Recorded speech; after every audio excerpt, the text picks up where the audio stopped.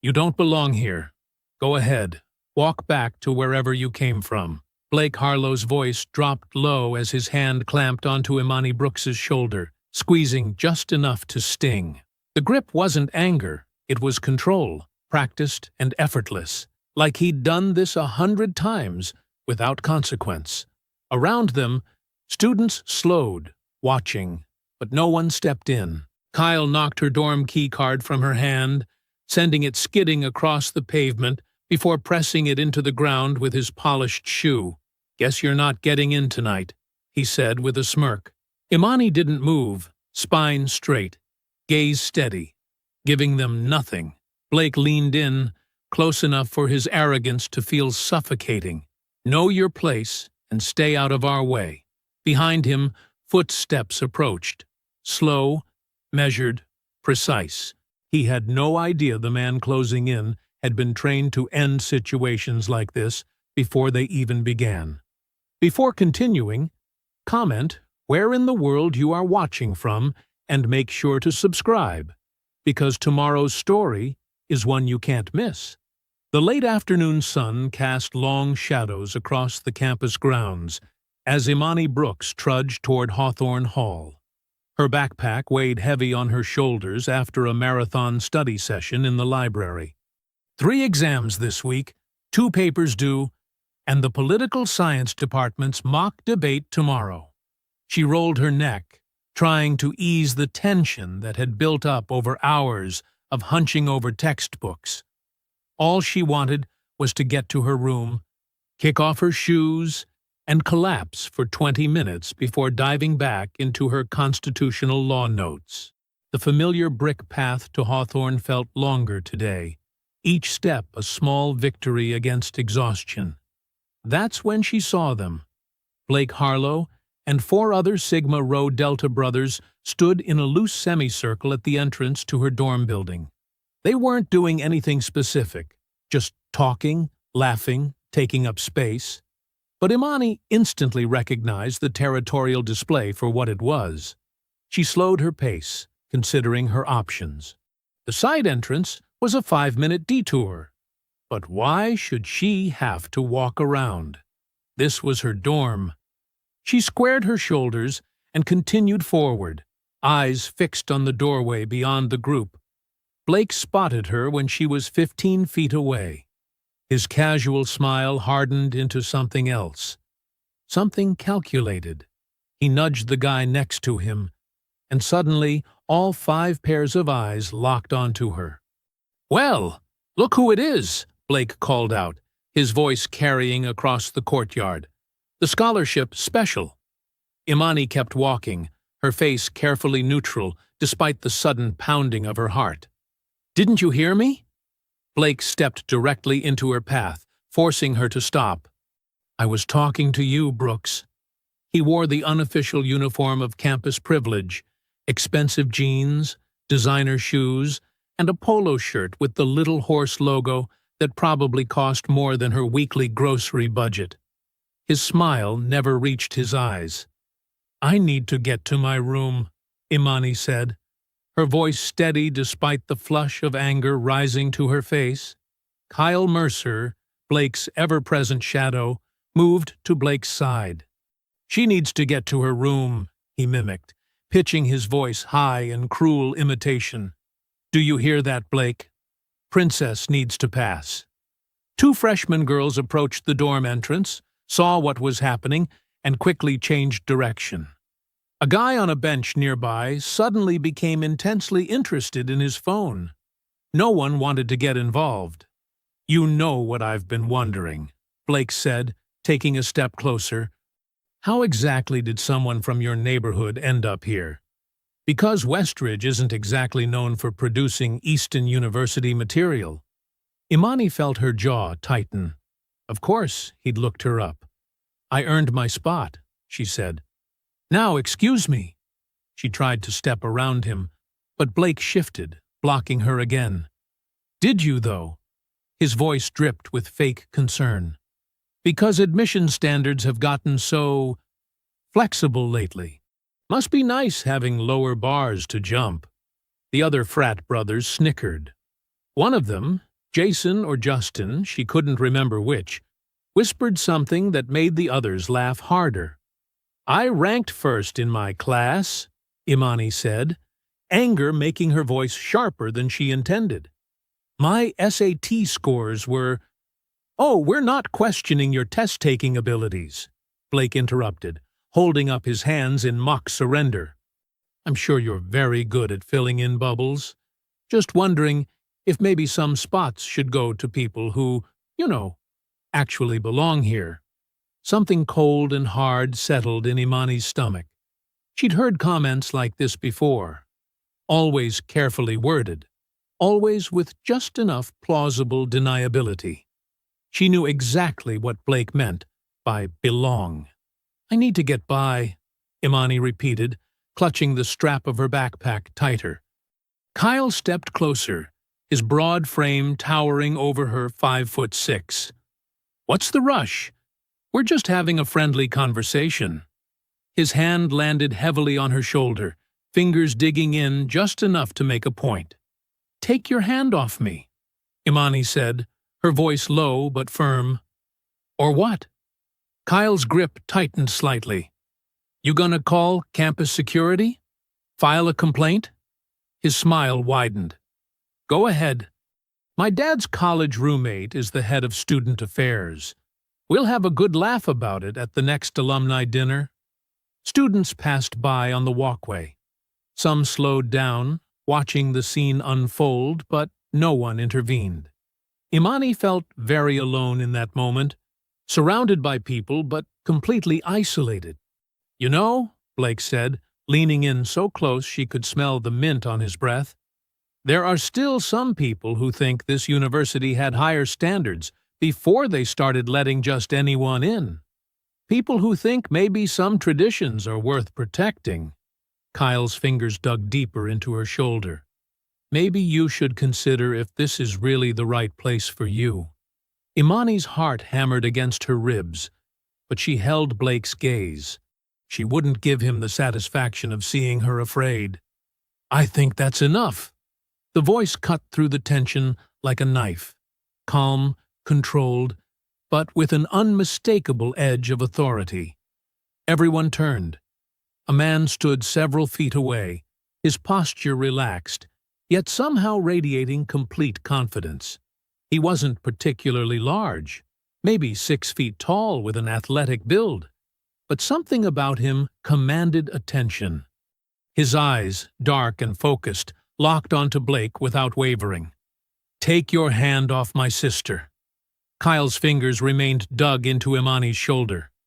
"Who the hell are you?" "Darius Brooks." He stepped forward, closing the distance with measured strides. "And I said, take your hand off my sister. Now." Imani felt a rush of relief so powerful her knees almost buckled. "Darius," she breathed. Her brother wasn't supposed to arrive until tomorrow. Blake's surprise lasted only a moment before his trademark smirk returned. "Well, look at this. Family Day came early." He looked Darius up and down, assessing. "Your sister and I were just having a friendly campus discussion about standards." "I heard what you were discussing." Darius moved beside Imani, his eyes never leaving Blake's face. "And there's nothing friendly about it." Kyle still hadn't removed his hand. "Man, this isn't your business." "My sister. My business." Darius didn't raise his voice. He didn't need to. "Your hand. Remove it." Something in his tone made Kyle's confidence falter. He glanced at Blake for direction. Blake chuckled, but it sounded forced. "Relax, everyone. Kyle, let the girl go. We're just talking here." Kyle reluctantly dropped his hand, taking a small step back. Darius positioned himself slightly in front of Imani. To anyone watching, it might have looked casual, but Imani recognized her brother's protective stance from childhood. Always ready, always vigilant. "Here's what's going to happen," Darius said, his voice steady.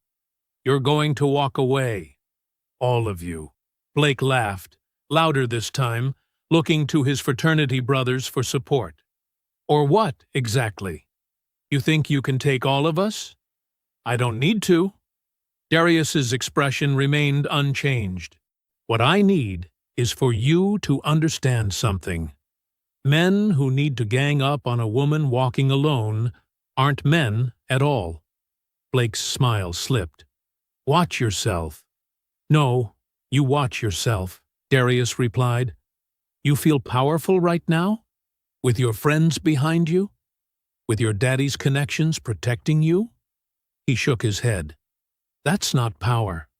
That's hiding. People had stopped pretending not to watch. A small crowd had formed, and Imani noticed at least 3 students had their phones out, recording. You don't know who you're talking to, Blake said, his voice lower now. I know exactly who I'm talking to. Someone who's terrified of losing control. Darius took one step closer. Someone who needs to intimidate others to feel important. I've seen your type before. Outside of your little bubble, you're nothing. Blake's face flushed red. Kyle moved forward, but Blake held out a hand to stop him. You think having an audience makes you safe? Blake asked, nodding toward the onlookers. This campus has rules, systems, things you don't understand. What I understand, Darius said, is that you put hands on my sister. That was your first mistake. Your second was thinking there wouldn't be consequences. A girl in the growing crowd whispered loudly, That's Blake Harlow.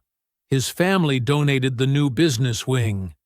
Darius didn't even blink. I don't care if his family donated the whole damn university. This ends now. Blake's eyes darted around, noting the phones recording, the witnesses gathering. His calculated mask slipped back into place. We were just leaving anyway, he said, forcing a laugh. Some of us have actual responsibilities. He gestured to his fraternity brothers, who began backing away. But just so we're clear, this isn't over. Not by a long shot. Actually, it is, Darius replied. Because if you come near my sister again, what happens next won't be a conversation. Blake held Darius's gaze for a moment longer, then turned away. The group of fraternity brothers moved off down the path, their earlier swagger notably diminished. As they walked away, Blake glanced back once, his expression cold and calculating. The look held no anger, only the clinical assessment of someone making plans. Imani finally let out the breath she'd been holding. Her hands were shaking. You okay? Darius asked, turning to her. I'm fine. She tried to sound convincing. What are you doing here? You weren't supposed to arrive until tomorrow. Finished up early. Thought I'd surprise you. His eyes followed Blake's retreating figure. Looks like I had good timing. Thanks for stepping in, but I had it under control, she said, straightening her shoulders. Darius studied her face. I know you did. He knew better than to suggest otherwise. But something about those guys... He frowned, still watching them disappear around the corner of the building. What? Nothing. Darius finally looked away from Blake's direction. Let's get inside. But Imani knew her brother too well. She saw it in the slight narrowing of his eyes, the way his body remained alert despite the danger seemingly passing. Darius sensed something she couldn't yet see, something that told him this confrontation wasn't just random harassment. It was the beginning of something worse. Imani's dorm room was small but meticulously organized. Books lined her desk in perfect stacks, color-coded sticky notes marking important pages. A framed photo of their family sat beside her laptop. Mom, Dad, Darius, and Imani at her high school graduation, all beaming with pride. Darius sat on her desk chair, while Imani perched on the edge of her bed. The setting sun cast long shadows through the blinds, painting stripes across the floor. You want to tell me what that was about? Darius asked, his voice gentler than it had been outside. Imani shrugged. Just Blake being Blake. It's nothing new. That didn't look like nothing. Darius leaned forward, elbows on his knees. How long has this been going on? Imani was quiet for a moment, picking at a loose thread on her comforter. Since freshman year, I guess. It started small. Weird looks in the dining hall, getting bumped into accidentally at parties. And it escalated. She nodded. Last semester I beat Blake in a debate competition. Professor Wilkins said my argument was exceptional. Blake's face turned this crazy shade of purple. A small smile flickered across her face.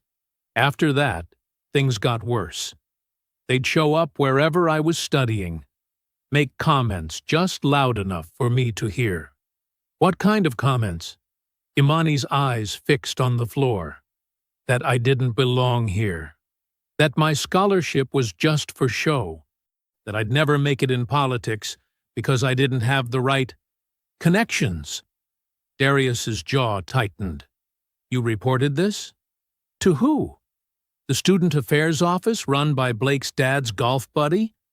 The campus police who look the other way when Sigma Rho throws parties? She shook her head. I'm not the only one they target. Anyone who threatens their little power structure gets the same treatment. But most transfer or drop out. But not you. No. Her voice strengthened. Not me. I worked too hard to get here. Darius studied his sister. The determined set of her jaw reminded him of their mother. That same quiet, immovable strength. But he also saw something she was trying to hide. Exhaustion. Fighting this battle alone had taken its toll. This is systematic, he said. The way they operate. It's not random bullying. It's coordinated intimidation. It's just frat boy nonsense, Imani said, though her eyes told a different story. It's more than that. I've seen this pattern before. Darius stood and walked to the window, looking down at the campus below. They're protecting something. Territory, influence, control. And they see you as a threat. Me? I'm just trying to get my degree. Darius turned back to her.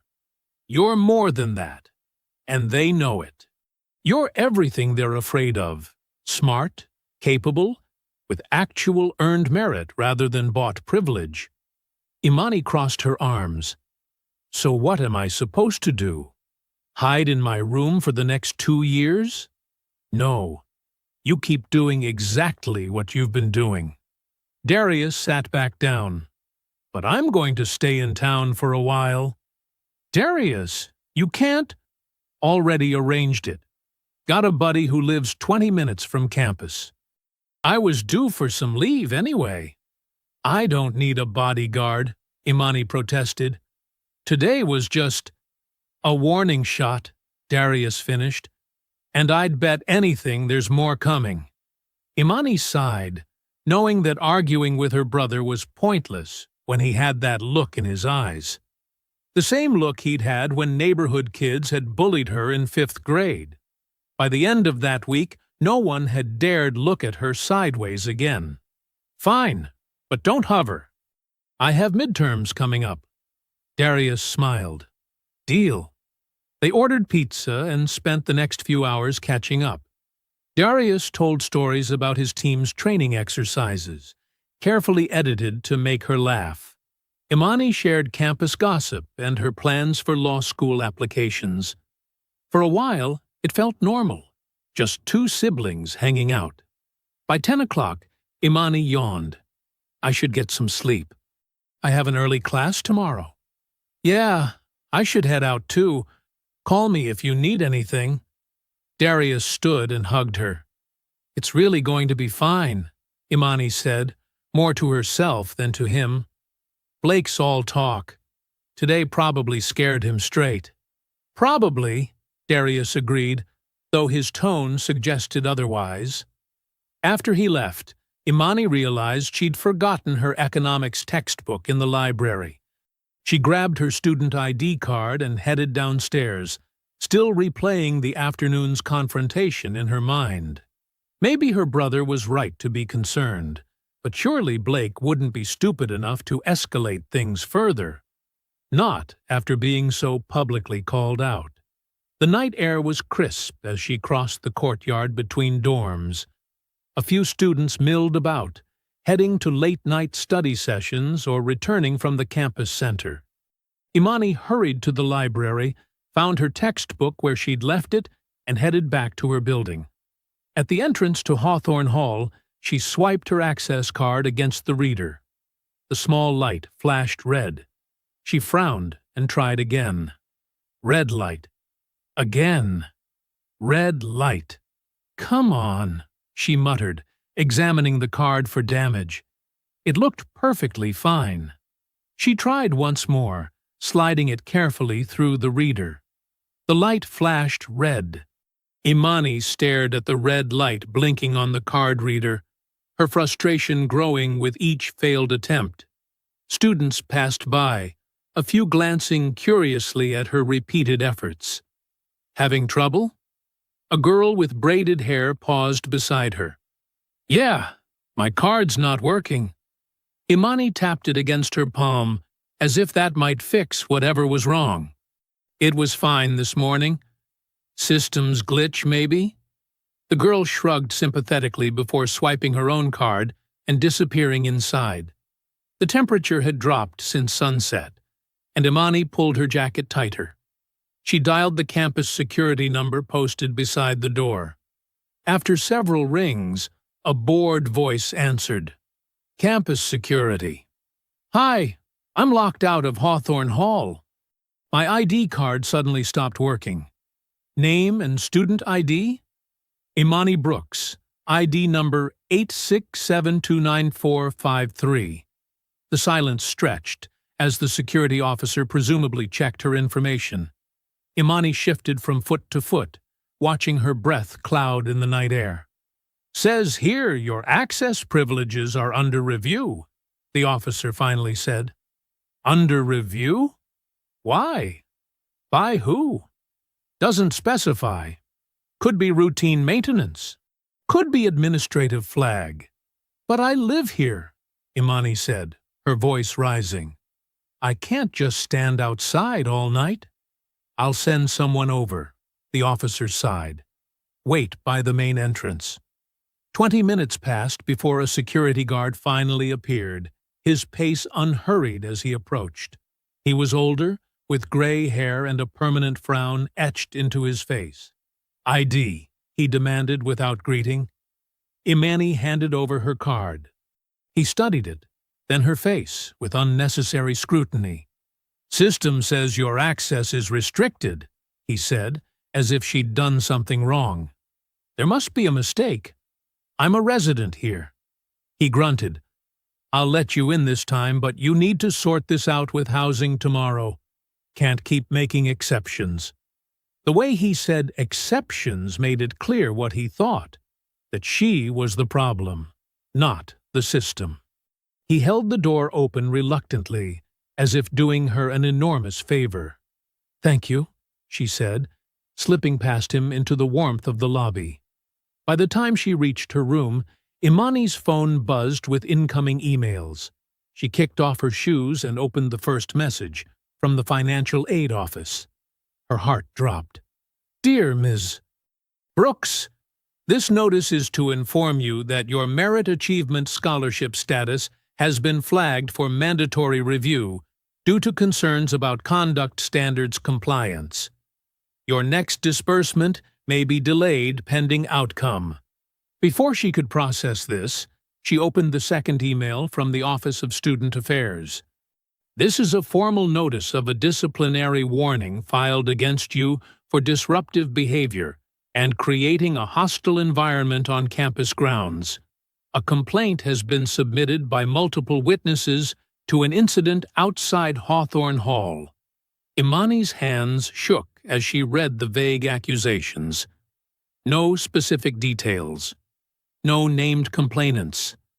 just enough official language to sound serious. She called Darius immediately. "They're coming after me," she said when he answered. "They're trying to take my scholarship. And now there's some bogus disciplinary thing." "Forward me everything," Darius replied, his voice deadly calm. "I'll be there in 15 minutes. When Darius arrived, Imani had already tried emailing her academic advisor, the scholarship committee, and the student ombudsman. Her inbox remained stubbornly empty of responses. Darius read through the emails on her laptop, his expression darkening with each paragraph. He noted the timestamps, all sent within an hour after the confrontation with Blake. "This isn't random," he said. "This is coordinated." But how could they move this fast? Imani paced the small room. The scholarship review has the department head's signature. The disciplinary notice is from the dean's office. "One phone call," Darius said simply. "Blake makes one call to Daddy. Daddy calls his friends on the board, and suddenly you're a problem that needs solving. That's crazy. They can't just—" "They can, and they are." Darius scrolled through the documents again. "Notice how there's nothing specific? No witnesses named? No exact policy violations cited? It's all vague threats designed to scare you." Imani slumped onto her bed. "Well, it's working. That scholarship is the only reason I can afford to be here." "Try calling these offices tomorrow," Darius said. "Don't email. Show up in person if you can." "And say what? That a powerful frat is out to get me because they got embarrassed?" "For now, play their game. Act confused. Ask for specifics. Document everything." Imani spent the next hour drafting responses and planning what offices to visit first thing in the morning. She tried to focus on solutions, but anxiety gnawed at her stomach. "What if they actually take my scholarship?" she finally asked, voicing her deepest fear. Darius looked up from the laptop. His eyes were cold, calculating in a way she rarely saw outside of his military life. "They won't," he said, with quiet certainty, "because we're not going to let them. How can we fight the entire administration? I'm just one student. They think they're smart using the system against you," Darius said, closing the laptop. His voice was steady, resolved. "They have resources, connections, influence, but they made a mistake." "What's that?" "They showed their hand too early." He leaned forward, eyes locked on hers. "This isn't just harassment anymore, Imani. They're using the system. This just became a fight." Morning light streamed through the tall windows of Westbrook Hall, home to the university's administrative offices. The building's marble floors and dark wood paneling whispered of tradition and authority. Imani clutched a manila folder containing her carefully typed complaint against Blake Harlow and Sigma Rho Delta fraternity. "You ready?" Darius asked, standing beside her in the hallway. Imani nodded, though her stomach twisted with nerves. "Let's do this." The student affairs office smelled of paper and artificial air freshener. Behind the front desk sat a middle-aged woman with reading glasses perched on her nose. Her nameplate read, "Mrs. Winters, Administrative Assistant." "Good morning," Imani said. "I need to file a formal complaint." Mrs. Winters barely looked up from her computer. "Forms are online. You can submit electronically." "I already completed the forms." Imani placed the folder on the counter. "I wanted to make sure it gets processed properly." Mrs. Winters sighed, taking the folder with obvious reluctance. She flipped it open, scanning the first page. "Sigma Rho Delta?" Her eyebrows rose slightly. "And Blake Harlow?" "Yes," Imani said firmly. "There was an incident of harassment outside Hawthorne Hall yesterday. And since then, there's been retaliation." Mrs. Winters's expression shifted from boredom to something more guarded. I see. And you are? Imani Brooks, Junior, Political Science. Darius stood slightly behind Imani, watching the interaction with focused attention. He noticed how Mrs. Winters's eyes darted to the office behind her, how her fingers tapped nervously on the desk. "We'll need to review this," Mrs. Winters said, closing the folder without reading further. "Someone will contact you." "When?" Imani pressed. "I've also been notified that my scholarship is under review, and I received a disciplinary warning. Both happened immediately after this incident." "I wouldn't know anything about that." Mrs. Winters slid the folder to the side of her desk. "Different departments handle those matters." "But they're connected," Imani insisted. "This is retaliation." "That's quite an accusation," Mrs. Winters said, her voice cooling. "We take all complaints seriously, but we also follow proper procedures. Someone will review this and contact you. That's all I can tell you."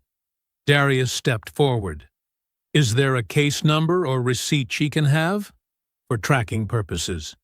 Mrs. Winters hesitated, then grudgingly wrote something on a slip of paper. "Here. Reference number. Check the student portal for updates." "Thank you," Imani said, though her heart sank at the woman's dismissive attitude. As they left the office, Darius murmured, "She's going to bury that complaint." "You don't know that," Imani said, though she feared the same.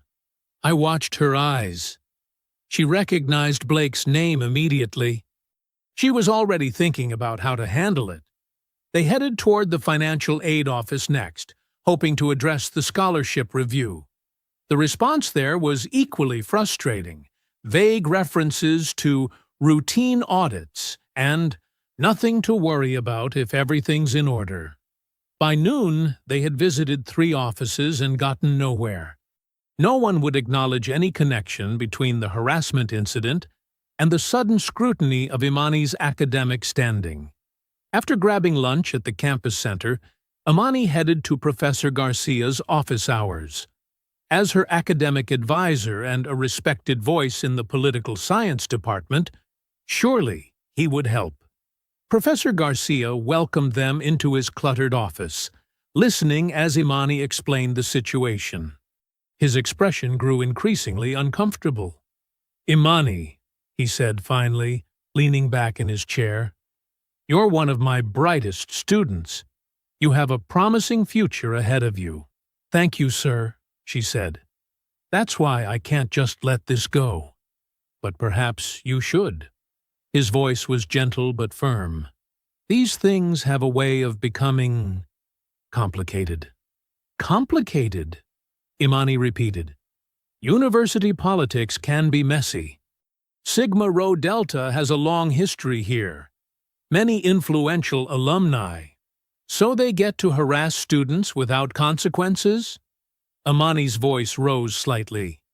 Professor Garcia glanced at Darius, then back at Imani. "I'm just advising you to consider the big picture. Your education, your future. Sometimes it's better to focus on your studies instead of drama." Darius, who had been silent until now, spoke carefully. "Sir, with respect, is that what you tell all students who face harassment? To ignore it for their futures?" Professor Garcia's face tightened. "I'm trying to help Imani make wise choices." "By suggesting she tolerate abuse?" Darius asked. "That's not what I meant."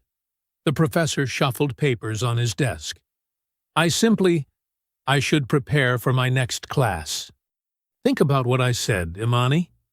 Outside, walking across the quad in the afternoon sun, Imani felt a crushing weight on her shoulders. "Even Professor Garcia," she said, disbelief in her voice. "I thought he would help." Darius nodded grimly. "I checked into Sigma Rho Delta while you were in your morning class. 3 alumni on the board of trustees. 5 more heading major departments. The fraternity president's father is the biggest donor to the new science building. So that's it? They just get away with it? They've built a system to protect themselves, Darius said, watching a group of students in Greek letters laughing nearby. Blake isn't just a bully with friends. He's part of a pipeline, a legacy. Imani stopped walking, staring at the imposing administration building behind them. The system is protecting him. Yes, Darius said simply. But systems can be broken. Late afternoon sun slanted through the windows of the grind. The campus cafe tucked between the library and the student union.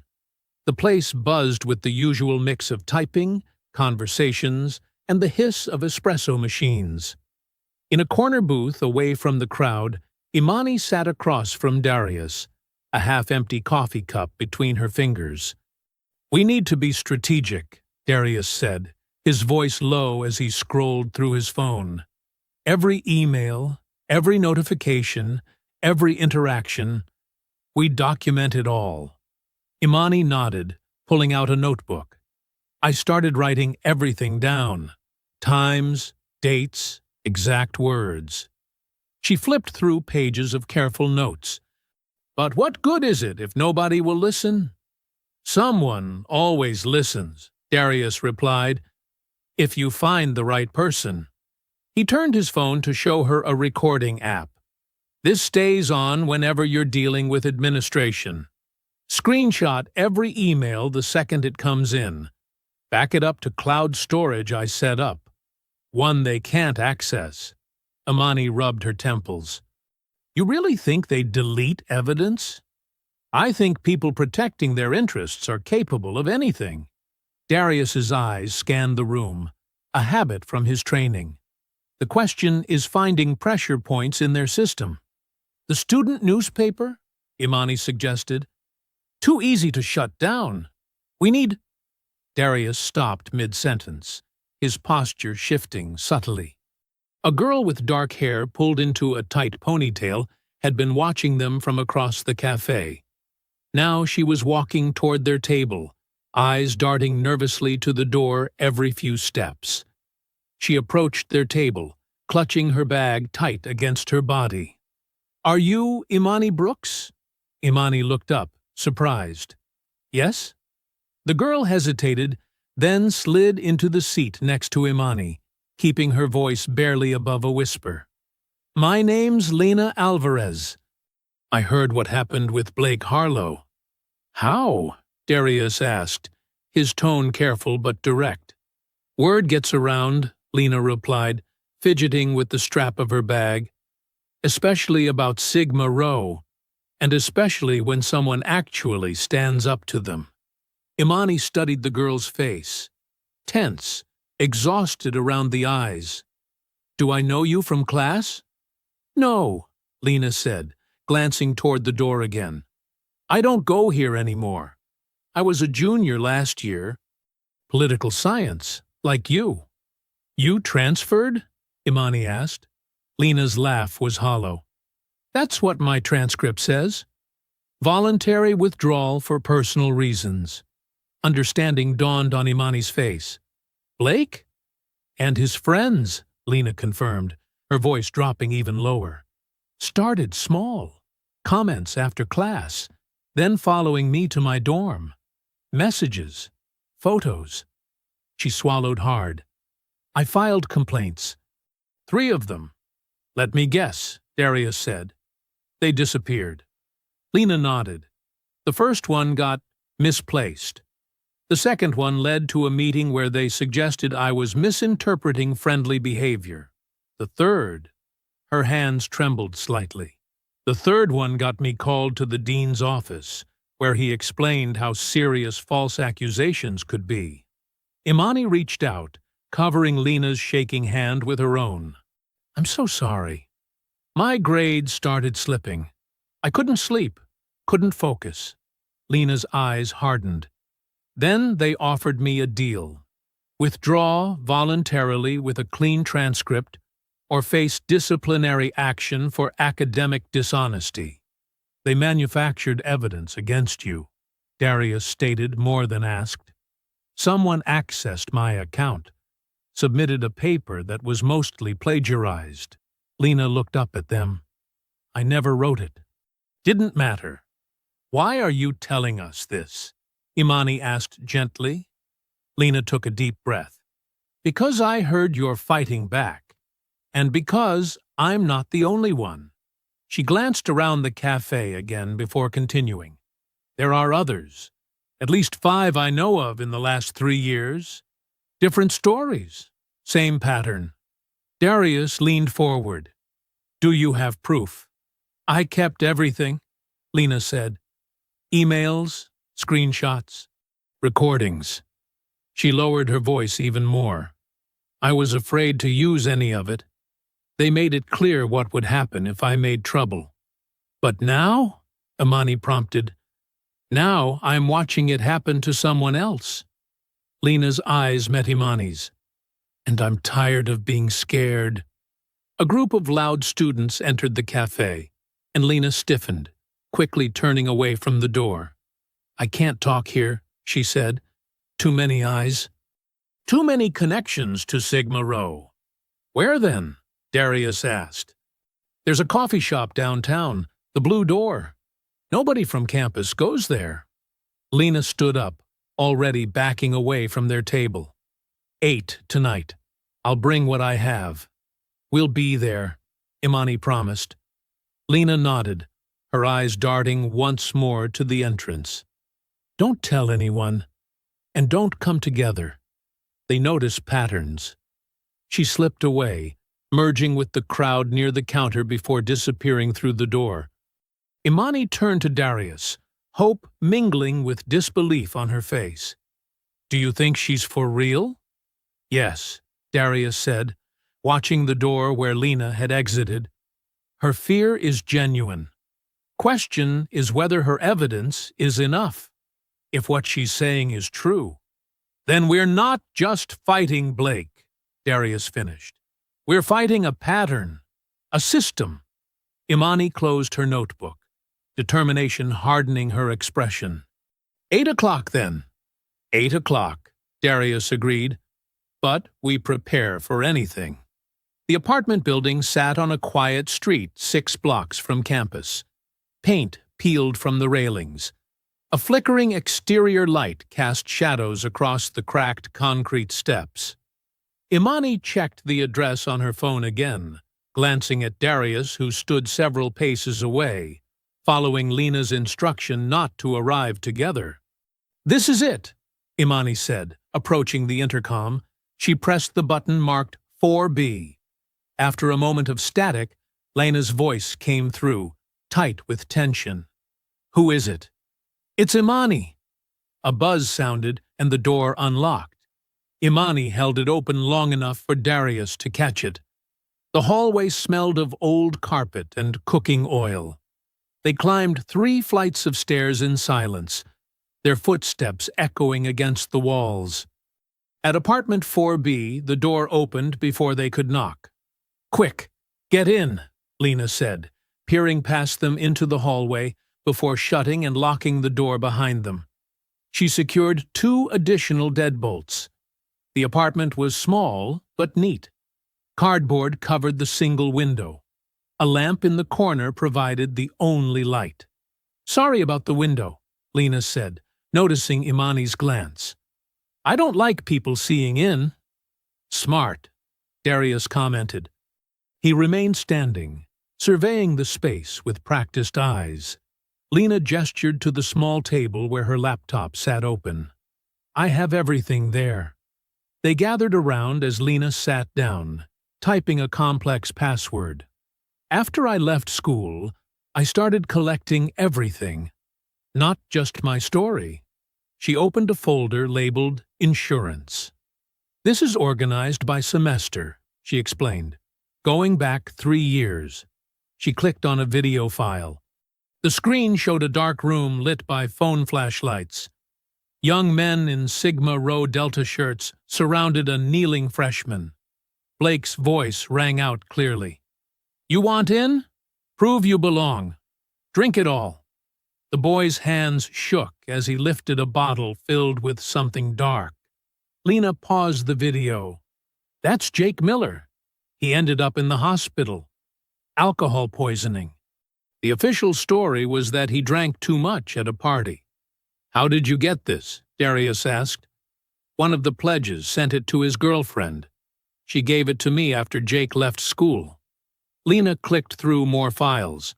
Screenshots of group chats showing members discussing how to handle girls who rejected them.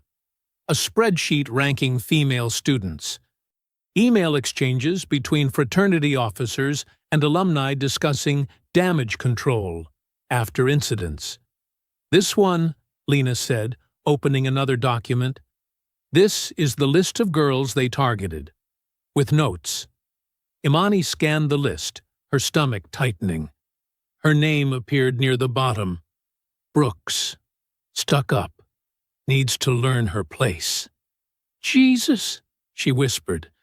And this, Lena continued, pulling up a folder of text messages, is how they coordinate with campus security and administration. The messages showed Blake and other fraternity leaders discussing which security officers were cool and which administrators could make problems go away. They have people everywhere, Lena explained.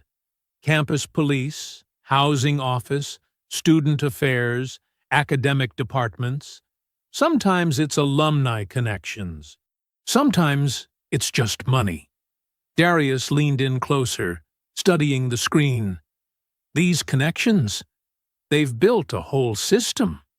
They call it the network, Lena said. Nothing happens on campus they don't know about. She clicked through more files, showing complaint forms that had been lost, security footage that had been deleted, witness statements that had been altered.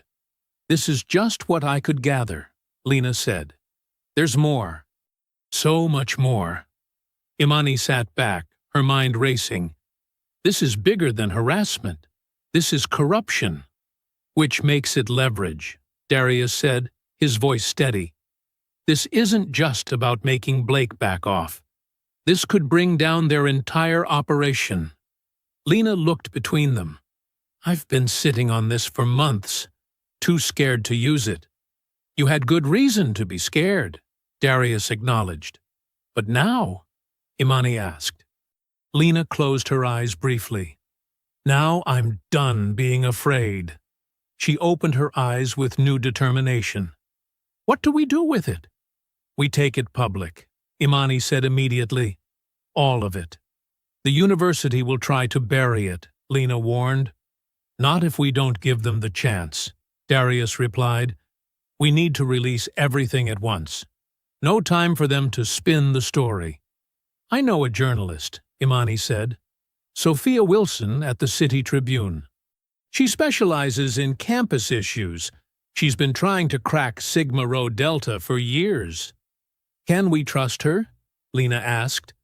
Yes, Imani said confidently. And she has no connection to the university. Darius nodded. We need copies of everything. Multiple backups. Already done, Lena said, pulling a small bag from beneath the table. She removed 3 flash drives. Everything's here.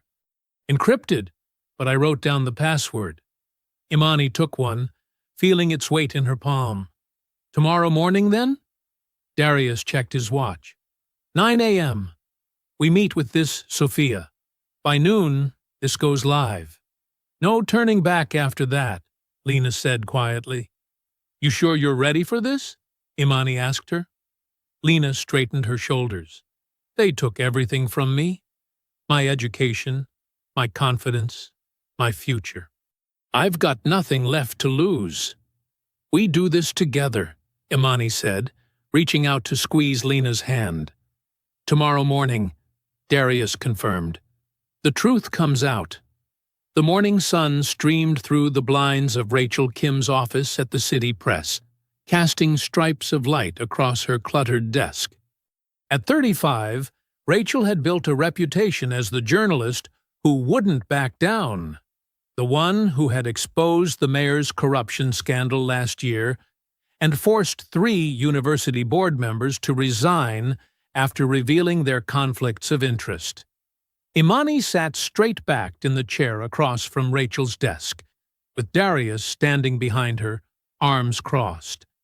Lena fidgeted beside them, her eyes constantly darting toward the door.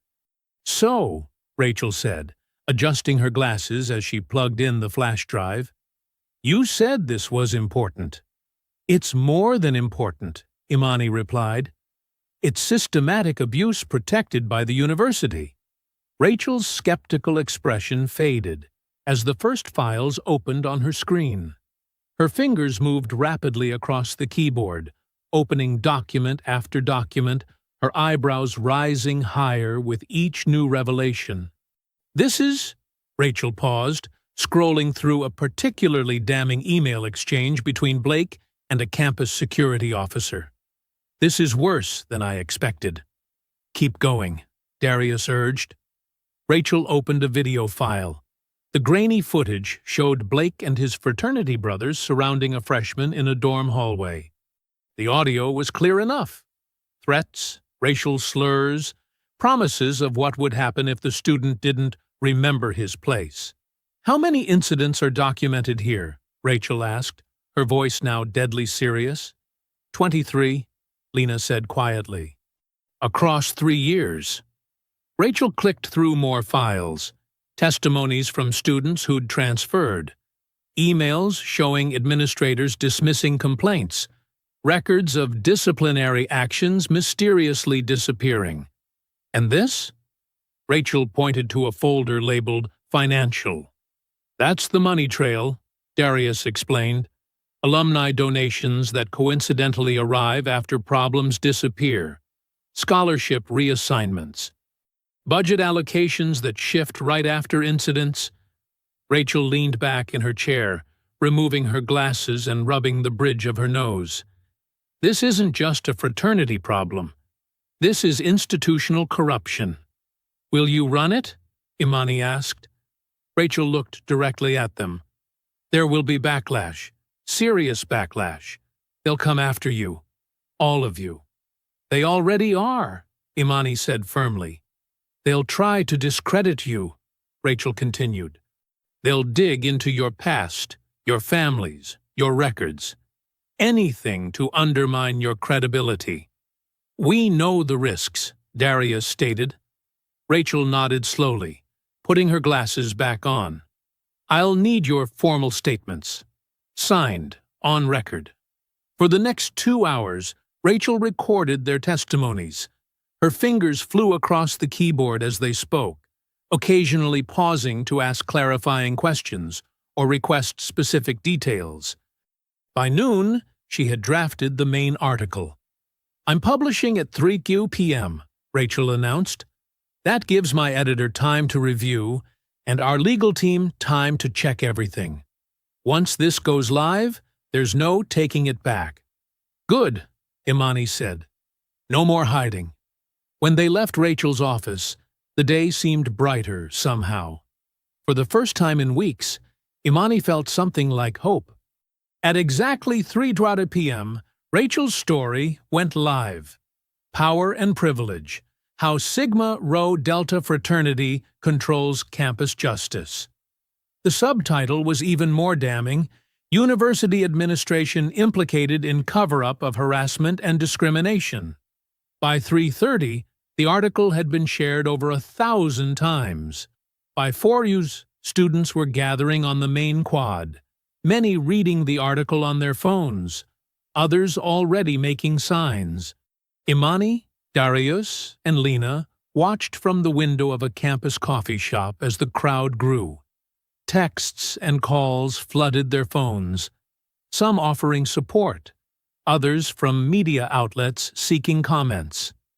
"It's really happening," Lena whispered, her voice a mixture of disbelief and vindication. "Administration just sent an emergency email," a student announced loudly in the cafe. "They're looking into the allegations." "Looking into?" someone else scoffed. "It's all right there."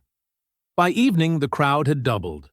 Campus security stood uncomfortably at the edges, clearly unsure how to proceed. News vans lined the campus entrance.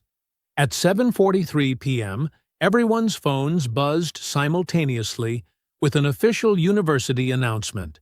Sigma Rho Delta activities suspended pending full investigation. Chapter President Blake Harlow temporarily removed from student leadership positions.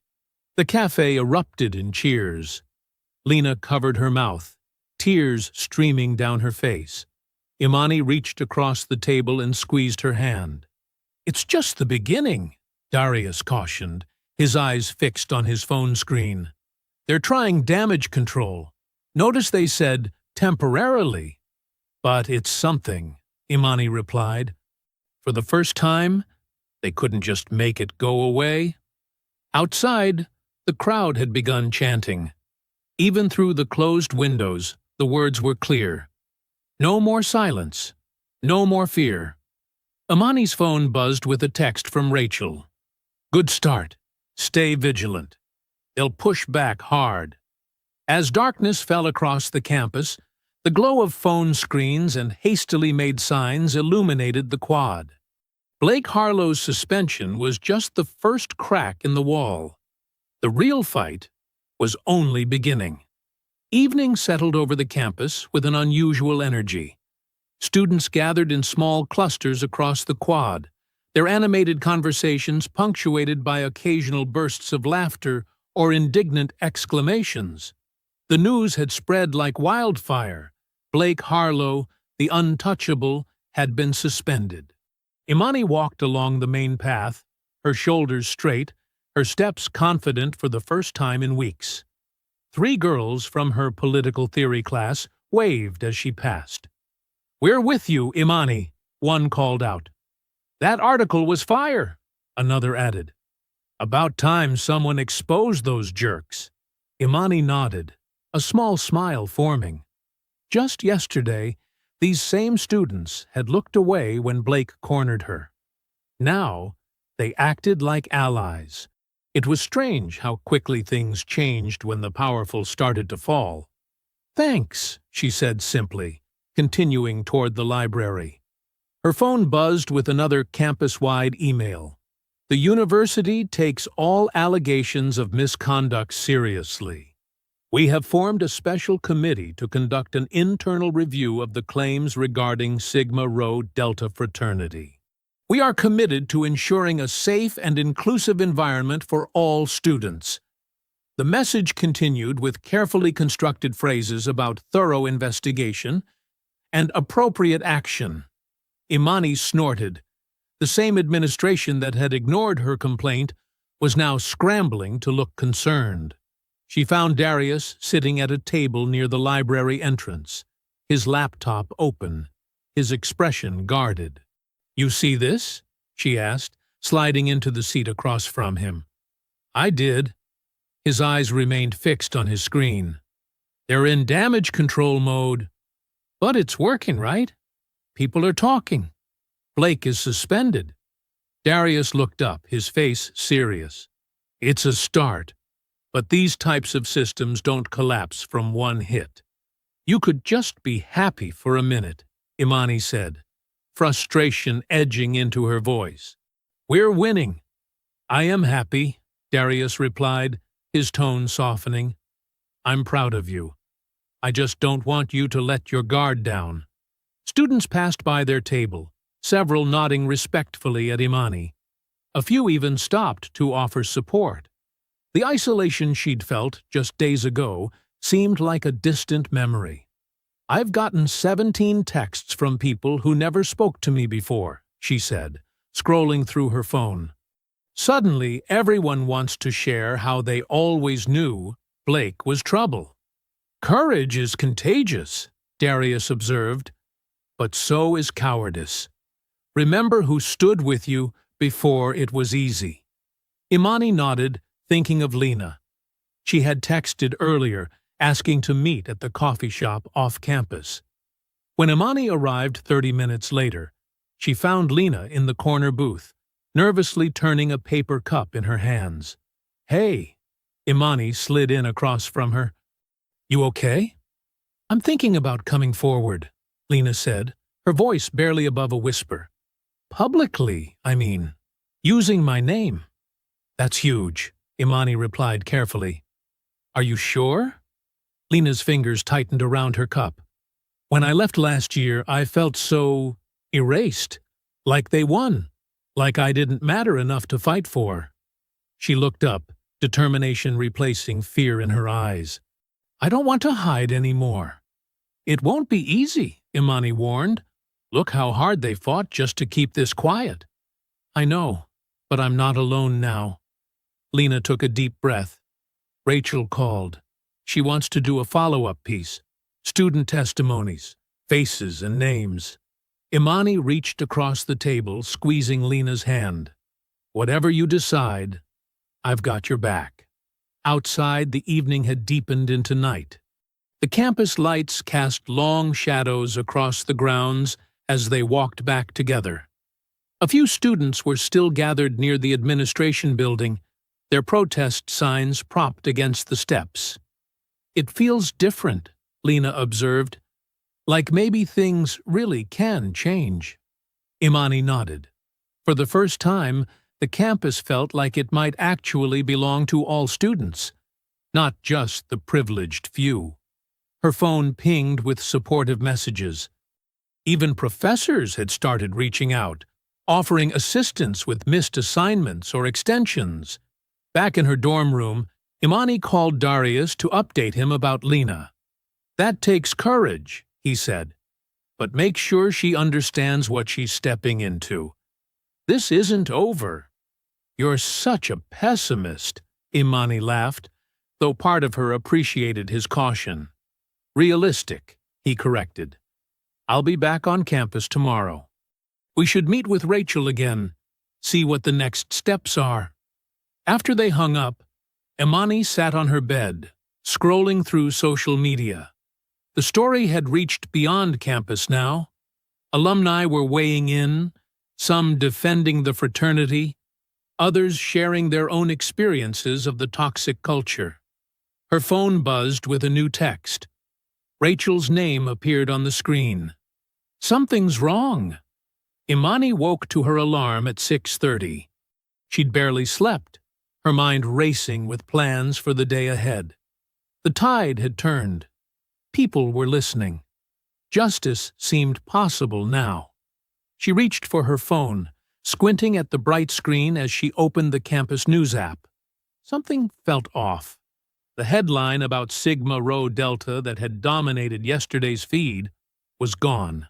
She frowned, scrolling frantically. What the hell? She typed Rachel's name in the search bar. Nothing about the fraternity appeared. Instead, a tiny notice at the bottom of the page caught her eye. Correction.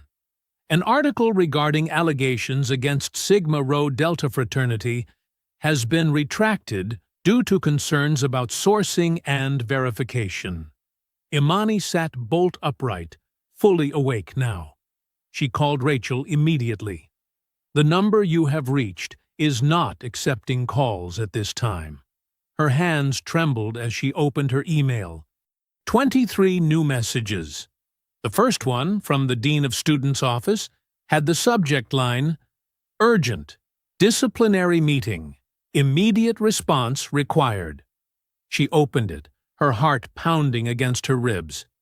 Dear Ms. Brooks, you are required to attend an immediate disciplinary hearing regarding serious allegations of evidence fabrication and defamation against campus organizations. Your attendance is mandatory today at 4 p.m. The room seemed to tilt sideways. Imani tried calling Lena. Straight to voicemail. She texted, Lena, what's happening? Call me ASAP. The message showed delivered but not read. Her phone rang. Darius. Have you seen? She started. I'm on my way to campus, he cut in, his voice tense. Don't talk to anyone until I get there.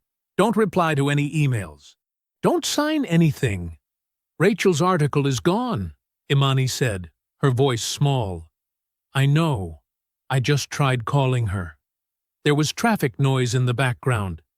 Something happened overnight. This is coordinated. Lena's not answering either. A pause. Stay put. I'll be there in 30 minutes. When Darius arrived, his face was grim. They sat in her dorm room, the blinds drawn, as Imani showed him the disciplinary notice. "They're saying I made everything up," she said, disbelief evident in her voice. "How can they do that? We have the evidence. We have Lena's files." Darius was scrolling through his phone. "Rachel posted this an hour ago." It was a formal statement from Rachel's news account. "I deeply regret publishing unverified allegations against members of Sigma Rho Delta. After further investigation, significant questions about the authenticity of the evidence have emerged. I apologize to all affected parties." "That's not Rachel," Imani said firmly. "She wouldn't write that." "I agree." Darius's expression darkened. "I drove by her apartment. Her car's gone." They tried Lena's apartment next. The landlord informed them she had moved out early that morning. No forwarding address. "This isn't possible," Imani whispered as they walked back to the car. "They can't just erase everything overnight." Her phone buzzed with a text from an unfamiliar number. "Your scholarship has been suspended pending investigation." Darius's phone rang. He answered, listened for a moment, then stepped away from Imani. When he returned, his face was stone. "Who was that?" she asked. "I don't know. Number blocked." His jaw tightened. "They said to walk away. That this doesn't end well for people who push." Back on campus, the mood had completely shifted. Students who had supported Imani yesterday now avoided eye contact. One professor who had offered to help now closed his office door when he saw her coming. "They're scared," Darius observed. "I'm scared too," Imani admitted. By afternoon, campus security delivered a formal letter. The disciplinary hearing had been moved up to that evening. The paper trembled in Imani's hands as she read the charges: falsifying evidence, defamation, violation of the honor code. Potential sanctions include immediate expulsion, the letter concluded. Darius made calls to everyone he could think of: student advocacy groups, legal aid, media contacts. Everyone seemed suddenly unreachable or unwilling to help. "It's like they've built a wall around us," he said, pacing her small room. At 6 that evening, they sat outside the administrative building. The hearing would start in 15 minutes. Imani stared at the grand entrance with its stone columns and heavy wooden doors. "Everything we built, it's all gone," she said softly. "Lena's disappeared. Rachel's been silenced. All the evidence is being called fake." Darius looked at his sister, studying her face. "Tell me what you want to do." "I want to fight," she said, "but I don't know how anymore." "That's what they're counting on." Darius checked his watch. "They want you broken. Maybe I should just leave, transfer somewhere else, like all the others did." For a moment, neither spoke. The evening shadows stretched across the manicured lawn. Through the windows, they could see administrators gathering in the conference room. Imani stood, smoothing her jacket. "I guess we should go in." "Wait." Darius placed a hand on her shoulder. "Before we do this, I need to know. Are you ready to really fight? Because what happens in that room, it's not the end. It's just the beginning." Imani looked at her brother, then at the building where people were gathering to judge her. Everything she'd worked for hung in the balance. "I'm ready," she said, though her voice shook slightly. As they walked toward the building, Imani felt as if the ground beneath her feet was crumbling away with each step. The disciplinary hearing had been brutal. 3 hours of accusations, evidence manipulation, and thinly veiled threats disguised as university policy. When they finally escaped the administrative building, night had fallen completely.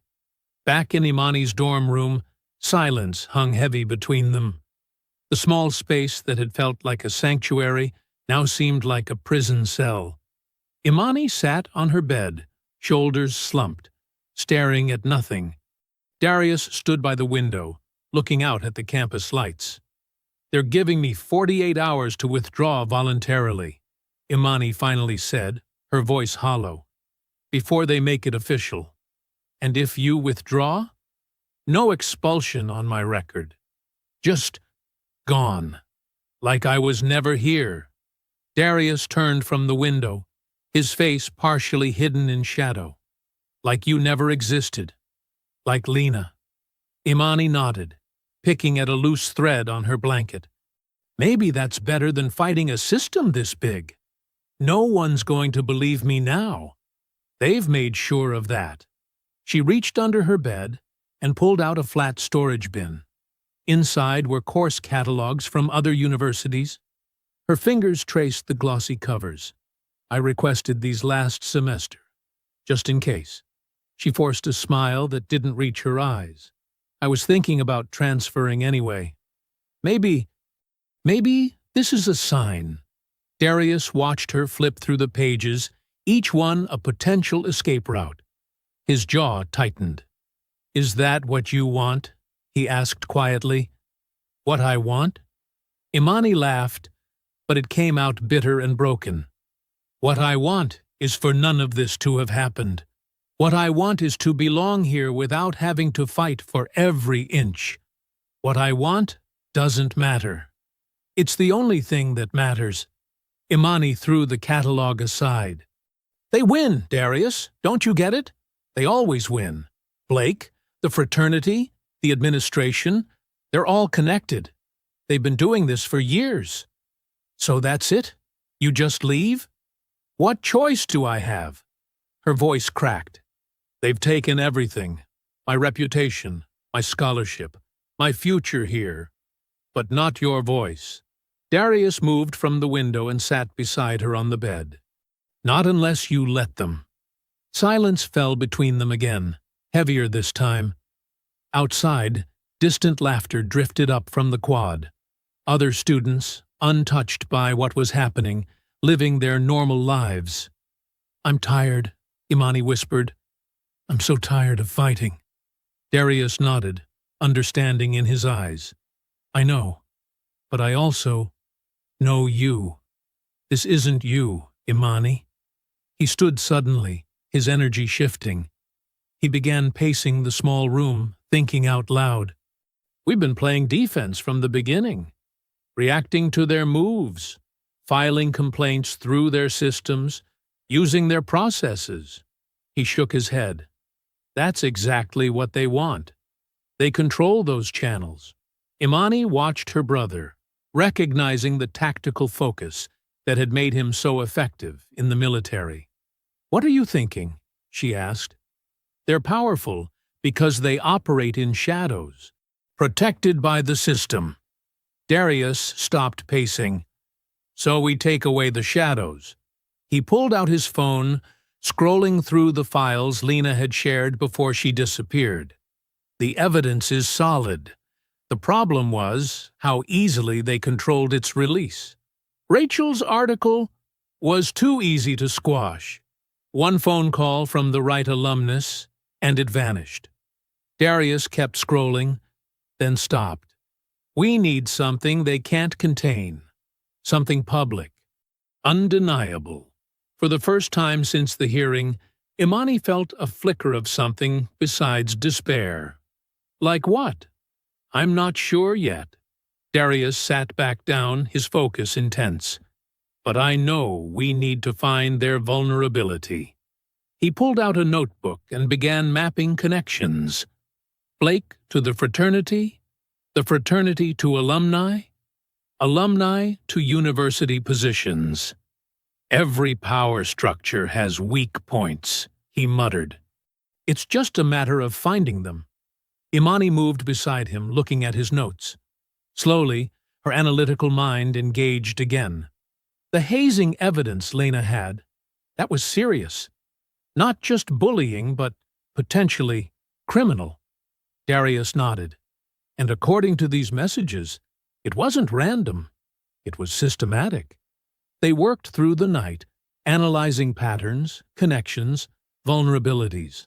As dawn approached, Darius's phone buzzed with a news alert. "What is it?" Imani asked, rubbing her tired eyes. Darius showed her the screen. A university press release announcing the annual Sigma Rho Delta Legacy Gala, just 3 days away. "Major donors, alumni, current members," he read, "including several university board members and," he paused, "Blake Harlow as student representative." Something changed in his expression as he continued reading. "What?" Imani pressed. "Private event. Heavy security. And look who's attending." He pointed to a name on the guest list. "The university president himself." Darius stood, energy renewed, despite the all-nighter. "This is it, Imani. This is their moment of greatest visibility and vulnerability. What are you suggesting?" "I'm suggesting we stop playing by their rules." His eyes held a determined gleam. "That gala is where everyone who protects this system will be gathered in one place." For the first time in days, Imani felt something other than despair. Not quite hope. Something harder, more determined. "We bring the evidence directly to them," she said slowly. "All at once. Where they can't hide." Darius nodded. "Exactly. No intermediaries they can silence. No processes they can manipulate." "It's risky," Imani said, but her voice had found its strength again. "Yes, but so is letting them win." Morning light filtered through the blinds of Imani's dorm room, casting stripes across a desk covered with documents, laptops, and empty coffee cups. Imani sat cross-legged on her bed, organizing files on her tablet, while Darius paced the small space, phone pressed to his ear.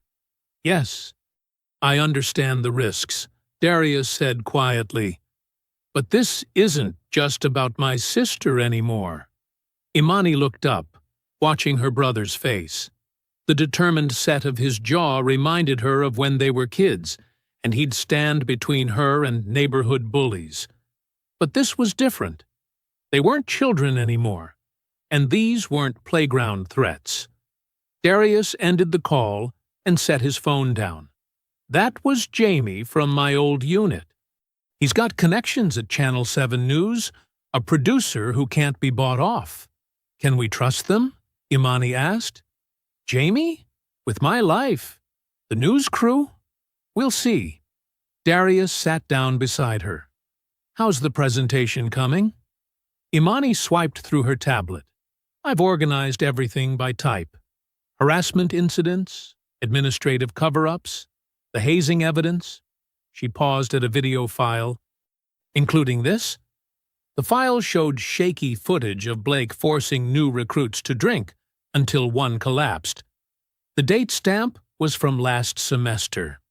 "That's assault," Darius said flatly. "And that's just one file. There are dozens more." Imani's voice was stronger than it had been in days. "I've created backups of everything on 3 different devices. They can't make all of it disappear." Darius nodded with approval. "Good. Remember our timeline. I'll enter first, blend in with catering staff. You'll arrive 45 minutes later, during the president's welcome speech." "Won't they just throw me out?" Imani asked. "Not with witnesses present, and definitely not when the media vans arrive outside." Darius checked his watch. "Speaking of which, I need to finalize those arrangements." He stepped outside to make another call while Imani stared at her reflection in her laptop screen. The face looking back at her seemed different, harder, more determined than the student who had walked to her dorm just days ago. She wasn't naive anymore. When Darius returned, he found Imani standing by the window, looking out at the campus. "Having second thoughts?" he asked. She shook her head. "No, Just thinking about how much I wanted to belong here, how hard I worked. She turned to face him. But I won't belong by staying silent. You sure about this? Darius asked. Once we do this? I'm sure, she interrupted. If I back down now, I'll never stop backing down. And neither will anyone else they target. Darius nodded, pride evident in his eyes. Then, let's run through it one more time. They spent the next hour reviewing entry points, timing, and contingency plans. Darius's military precision meshed with Imani's analytical approach, creating a strategy that left little to chance. What if Blake sees you before the reveal? Imani asked. He won't. I'll be in the kitchen until you arrive. Darius held up a catering uniform. And these guys all look the same in black pants and white shirts. By afternoon, they separated to prepare. Darius left to meet with his contact, while Imani rehearsed what she would say. Not a plea for sympathy, but a demand for accountability. She practiced in front of her mirror, making sure her voice wouldn't shake. Her phone buzzed with a text from Darius. Media confirmed. 3 outlets. No direct connection to us. She replied simply. Ready? As the afternoon faded into evening, Imani dressed carefully, professional, polished, impossible to dismiss as anything but serious. She wore a navy blazer over a white blouse, her hair pulled back neatly. Looking at herself in the mirror, she thought of all the times she'd dulled her voice to make others comfortable. Not tonight. Her phone buzzed again with a message from Darius. In position. Kitchen access secured. Imani took a deep breath and gathered her things. Tablet, phone, backup drive. She slipped them into her bag and headed out. Campus was quiet as she walked toward the Grand Alumni Center where the gala was being held.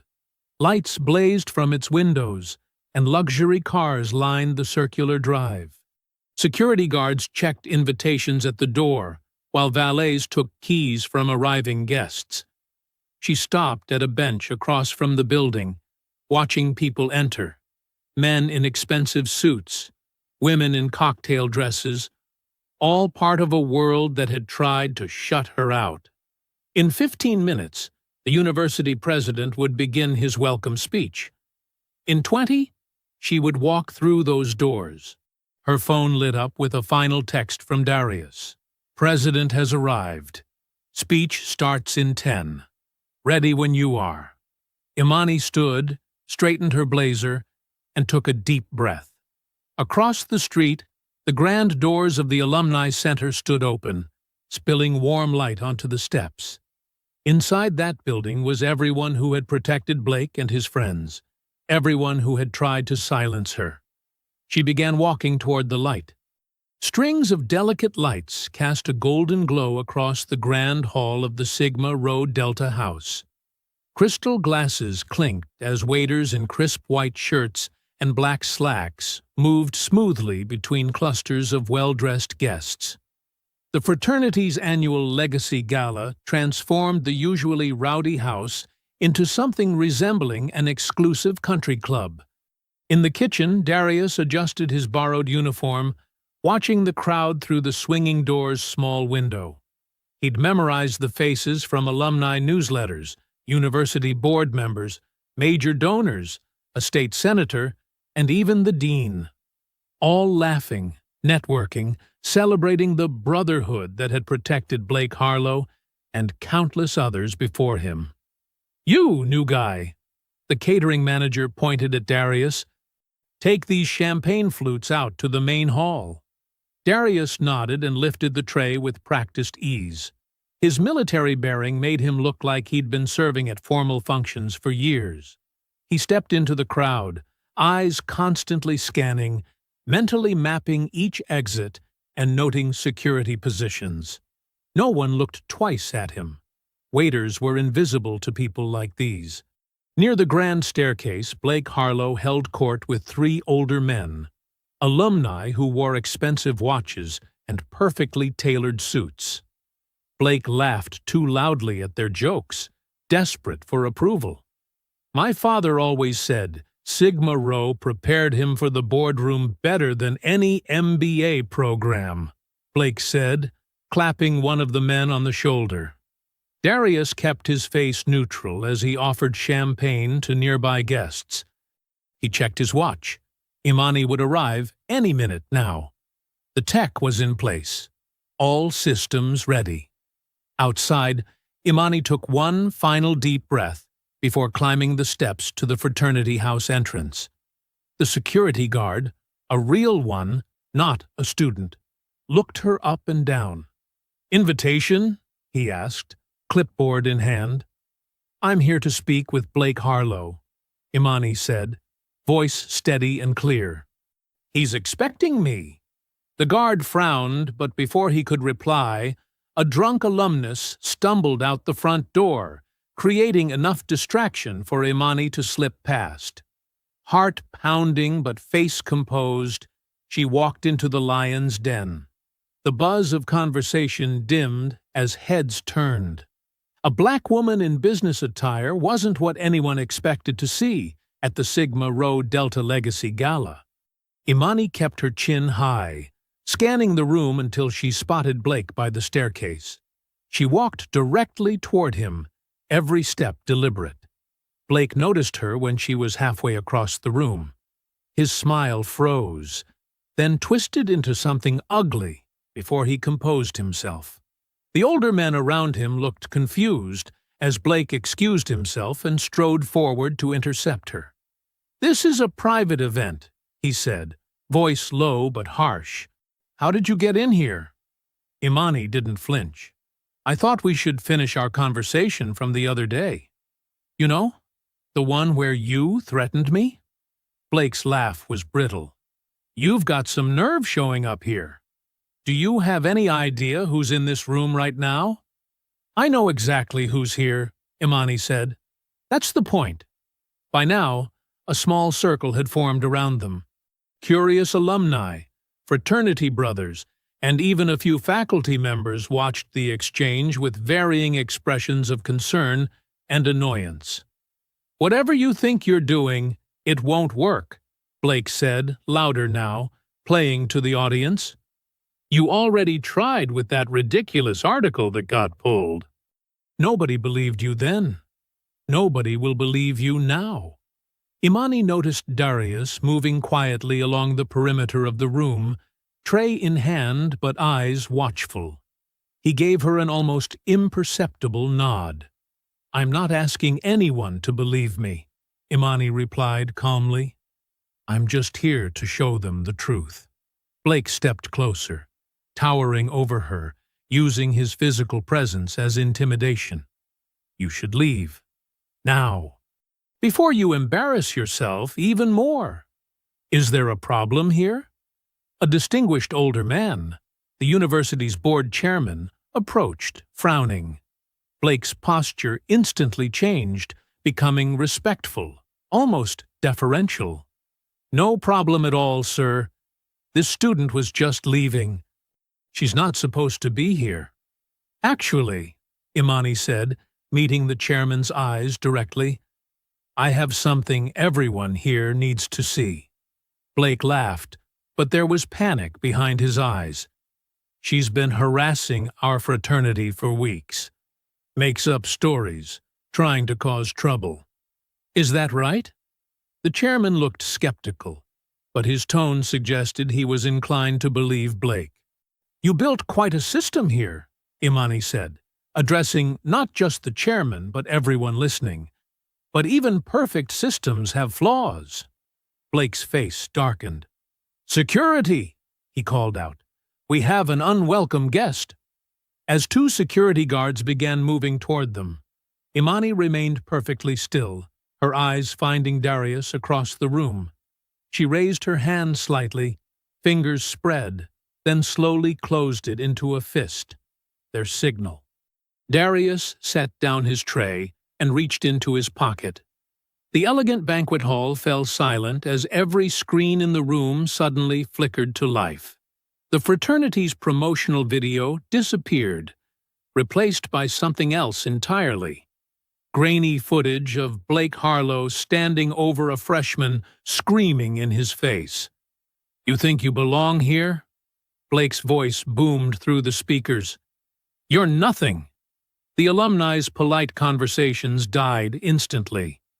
All eyes turned to the screens mounted on the walls. Blake lunged forward, desperately looking for cables to pull or buttons to press, but it was too late. "Turn that off!" he screamed, his carefully constructed charm evaporating. That's fake." But it wasn't fake, and it wasn't over. The footage changed to a security camera view outside Hawthorne Hall, showing Blake and his friends surrounding Imani, Kyle's hand gripping her shoulder too hard. The timestamp clearly visible. "That's private property," Blake shouted, his voice cracking. "Someone stop this!" The university chairman stood frozen, drink halfway to his lips, watching as the video continued, showing exactly what had happened that day. Several older men in expensive suits shifted uncomfortably, exchanging worried glances. Next came Lena's testimony, her face blurred but her voice clear. "They threatened to ruin my academic career if I reported what happened, and the administration helped them cover it up." More testimonies followed, faces blurred, voices sometimes altered, but the message painfully clear. One after another, students described harassment, threats, cover-ups. Some alumni looked horrified. Others looked away. "This is what your donations support," Imani said into the stunned silence. Her voice was steady, carrying through the room. "This is what your legacy has become." The screen switched to emails, displayed large enough for everyone to see, showing administrators discussing how to handle complaints against fraternity members, how to redirect accusers, how to protect the university's reputation at all costs. One email from the Dean of Student Affairs was particularly damning. "The Harlow family's continued support depends on this going away. Make it happen." Blake's father, standing near the bar, went pale. Other parents looked stricken. That's out of context," Blake screamed, lunging toward Imani. "You stupid—" Darius stepped between them, moving with controlled precision. He didn't touch Blake. Didn't need to. His presence alone stopped Blake cold. "Back off," Darius said quietly. The simple command carried more weight than a shout. Outside the windows, camera flashes lit up the darkness. News vans had arrived, reporters gathering on the lawn. Someone had tipped them off, exactly as Darius had planned. "You have no idea what you've done," Blake hissed, his handsome face twisted with rage. "My father will—" "Your father will what?" Darius asked. "Cover this up too?" He gestured toward the windows where the media waited. "It's too late for that." The university chairman finally found his voice. "This is outrageous. These videos could have been manipulated. These testimonies are all backed up with evidence," Imani interrupted. "Evidence that's already been sent to every major news outlet, the Board of Regents, and the Department of Education." Several alumni were already on their phones, some calling lawyers, others leaving hurriedly. Parents whispered urgently to each other. The fraternity brothers looked shell-shocked. "You can't just come in here and—" Blake started, but was cut off by his father's hand on his shoulder. "Be quiet, Blake," Mr. Harlow said sharply. The older man looked shaken. "Just be quiet." Security guards entered the room, looking confused about whom to approach. Behind them came two campus police officers, responding to calls from multiple people inside. "What's going on here?" one officer asked. taking in the chaotic scene and the damning images still playing on the screens. "Ask him," Darius said calmly, nodding toward Blake. "Ask him about the videos you just saw.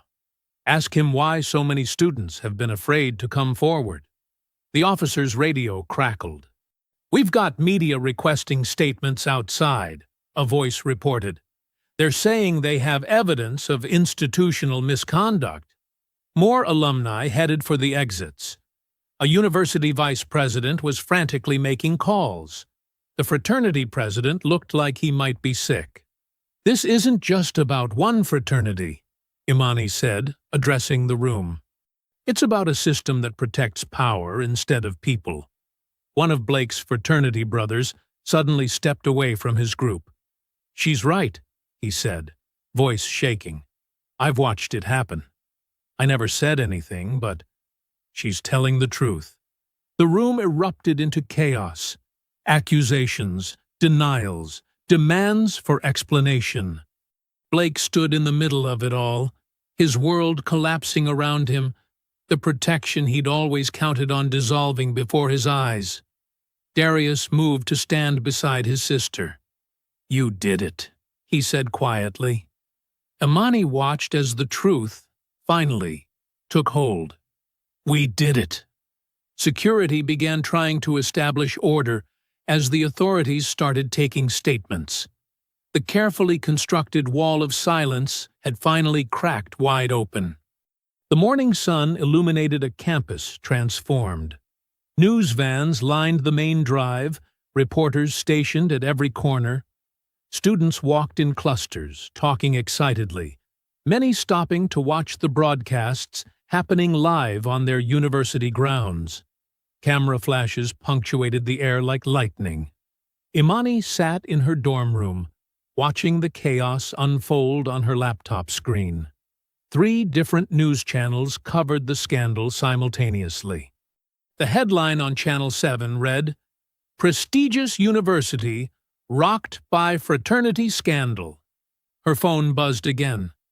The 20th notification in the last hour. This one was a text from Darius. "Turn on Channel 4 now." She switched tabs just in time to see Blake Harlow being escorted from the administration building, his father walking stiffly beside him. Blake's usual confidence had crumbled completely. His shoulders hunched forward, his eyes fixed on the ground as reporters shouted questions. University security created a pathway through the crowd, but couldn't shield him from the cameras. In a stunning development, the reporter announced, Sigma Rho Delta President Blake Harlow and 4 other fraternity officers have been officially expelled from Westlake University following last night's explosive revelations. Sources confirm that police have filed multiple charges, including harassment, intimidation, and evidence tampering. A knock on her door broke Imani's focus. She opened it to find Lena standing there, looking tired but resolute. "You're back," Imani said, pulling her into a tight hug. "I couldn't stay away once everything blew up," Lena explained as they sat on Imani's bed. "I got scared when they pressured Rachel to retract the story. My cousin let me stay with her for a few days, but when I saw the news last night—" Her voice trailed off. "Are you okay?" Imani asked. "Better than okay. I just came from the dean's office. They want statements from everyone who was targeted. They're actually listening now." Lena's eyes shone with unshed tears. "They're even talking about readmitting students who were forced to leave." Imani's phone buzzed again, an official email notification. She opened it and gasped. "What is it?" Lena asked. "University President Carrington is resigning, effective immediately. So is Dean Matthews and the head of campus security." Imani could hardly believe the words on the screen. "They're establishing an independent review board with student representation to investigate all past complaints." The news continued breaking throughout the morning. By noon, it was announced that the university board had voted unanimously to permanently disband Sigma Rho Delta. Their prestigious house would be converted into a student resource center focusing on campus safety and equality. At 2 o'clock, Imani was called to the interim dean's office. She walked in with her head high, remembering how differently she'd been treated just days before in this same room. "Ms. Brooks," the interim dean said, rising to greet her. "First, I want to offer the university's sincere apology for what you experienced. Your courage in bringing these issues to light is commendable." Imani nodded, feeling the weight of the moment. "We'd like to offer you a full scholarship for the remainder of your studies here," the dean continued. "And we'd like your input on the new campus safety committee we're forming." "I accept," Imani said firmly. "But I want Lena Alvarez included too, along with others who came forward." "Of course," the dean agreed quickly. "Their perspectives will be invaluable." When Imani emerged from the building, Darius was waiting, leaning against a tree. He straightened as she approached. "I just got the news," he said with quiet pride. "Full scholarship, huh? And campus committee?" "Word travels fast," Imani replied, smiling. "I just want to make sure this doesn't happen to anyone else." They walked slowly across the main quad, where just days ago she'd been afraid to walk alone. Now students nodded respectfully as she passed. Some even stopped to thank her. "You know, I have to head back tomorrow," Darius said after a while. "I know," Imani replied. "Your leave is almost up. You gonna be okay here?" Imani looked around at the campus. The same buildings, the same paths, but somehow completely different now. "Yeah," she said confidently. "I think I am." They reached the visitor parking lot, where Darius had parked his truck. The afternoon sun cast long shadows across the pavement. "You did something important here," Darius said, turning to face her. "You didn't just fix your situation. You changed the whole system." "We did," Imani corrected him. "I couldn't have done it without you." "You would have found a way," Darius said with certainty. "You're stronger than you know." He hugged her tightly, then stepped back. "Call me if you need anything. But something tells me you've got this handled." Imani watched as he climbed into his truck and drove slowly away. She turned back toward campus, taking in the sight of students moving freely across the open spaces, the flutter of newspapers announcing the scandal, the sense of something fundamentally changed. For the first time since she'd arrived at this university, she walked with complete confidence, her steps steady and unhurried, belonging wholly to this place that had tried and failed to push her out. If you enjoyed the story, leave a like to support my channel and subscribe so that you do not miss out on the next one. On the screen, I have picked 2 special stories just for you. Have a wonderful day.